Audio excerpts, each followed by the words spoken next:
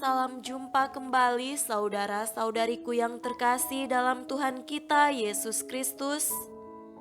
Salam sejahtera untuk kita semua. Berkat Allah yang Maha Kuasa senantiasa menyertai kita. Marilah kita mendengarkan dan merenungkan bacaan-bacaan kitab suci hari Selasa tanggal 15 Maret tahun 2022.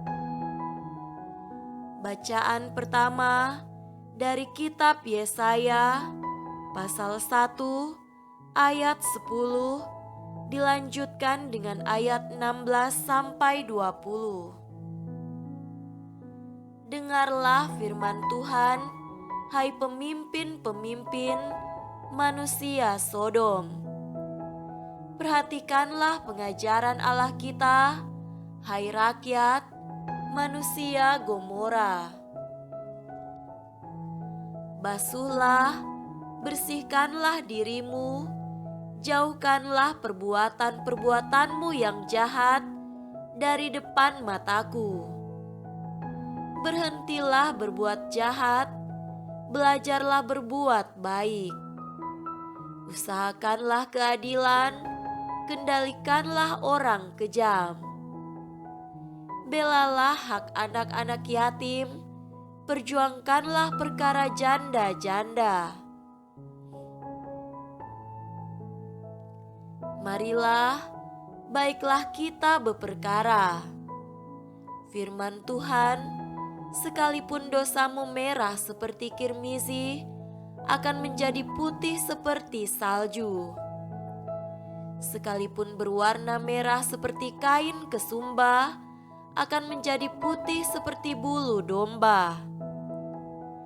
Jika kamu menurut dan mau mendengar, maka kamu akan memakan hasil baik dari negeri itu.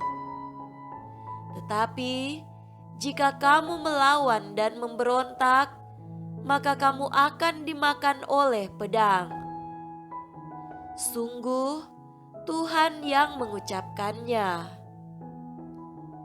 Demikianlah sabda Tuhan. Syukur kepada Allah.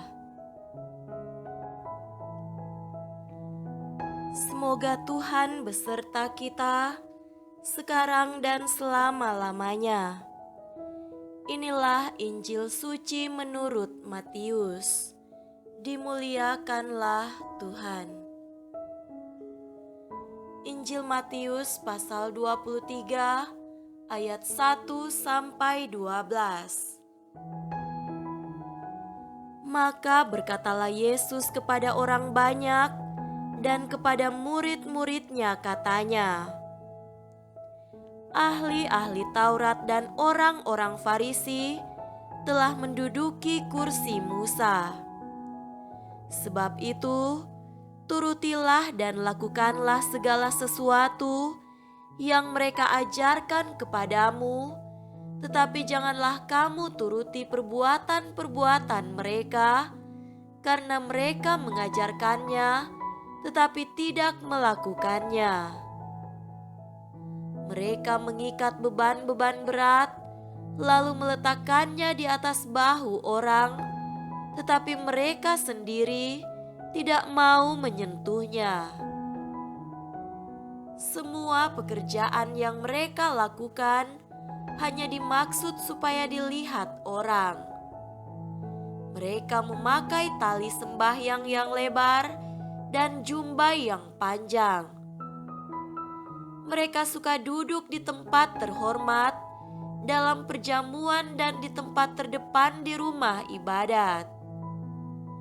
Mereka suka menerima penghormatan di pasar dan suka dipanggil rabi.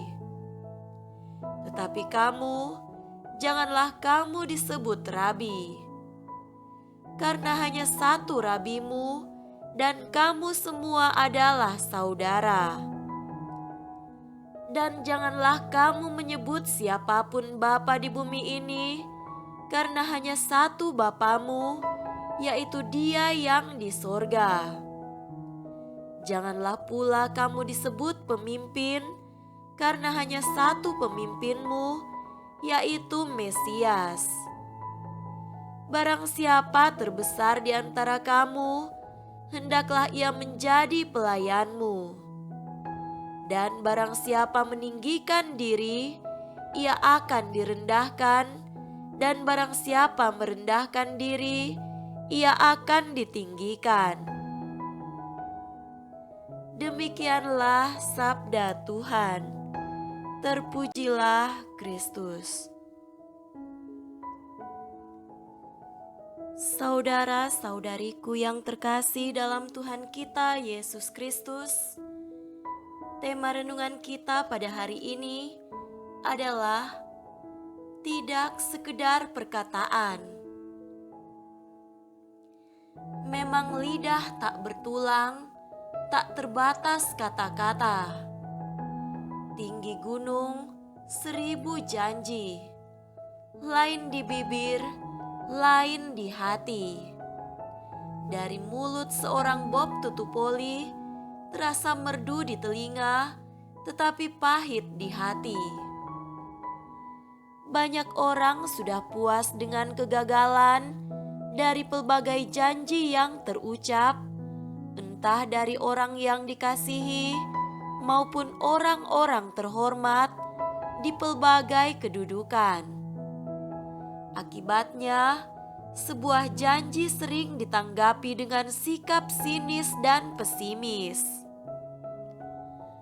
Masa pertobatan adalah masa rahmat, terutama jika janji pertobatan dan pembaharuan diri benar-benar terrealisasi.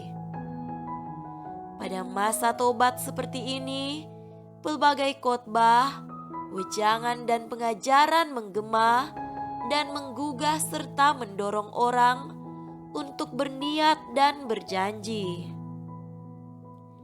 Namun, warta kitab suci ini mengingatkan kita agar pertobatan tidak sekedar dan sebatas kata-kata. Lewat seruan Nabi Yesaya, Allah menghendaki suatu perubahan tindakan dan perbuatan, yakni agar kita tidak lagi berbuat jahat dan belajar melakukan hal-hal yang baik, benar dan adil. Perubahan hidup seperti itu yang mendatangkan pengampunan, bahkan Allah berjanji bahwa Dia akan menghapus tuntas seberat dan sebanyak apapun dosa dan kesalahan kita. Perubahan pada sikap dan perbuatan juga ditekankan Yesus dalam Injil hari ini. Yesus menyindir orang-orang Farisi dan para ahli Taurat yang pandai berkata-kata, pandai mengajarkan, namun tidak cakap dalam melaksanakan apa yang diajarkannya. Para murid diajak dan diingatkan agar membuka telinga terhadap ajaran-ajaran baik mereka. Namun, menutup mata atas sikap dan perbuatan mereka. Saudara-saudariku terkasih, di sekitar kita ada begitu banyak orang dan sumber-sumber yang mengajarkan atau mengatakan yang baik. Baiklah kata-kata baik itu kita dengar dan kita praktekkan tanpa merujuk dan terpengaruh oleh perbuatan dan sikap orang yang mengatakan atau menulisnya. Dibutuhkan kemampuan dan ketegasan roh dalam diri kita untuk mencerna, menilai dan menimbang, serta memutuskan apa yang perlu diupayakan agar kita terhindar dari sikap munafik dan no action talk only. Hal seperti itulah yang dikecam Yesus dan yang tidak mendatangkan rahmat pengampunan dari Allah. Semoga demikian. Amin.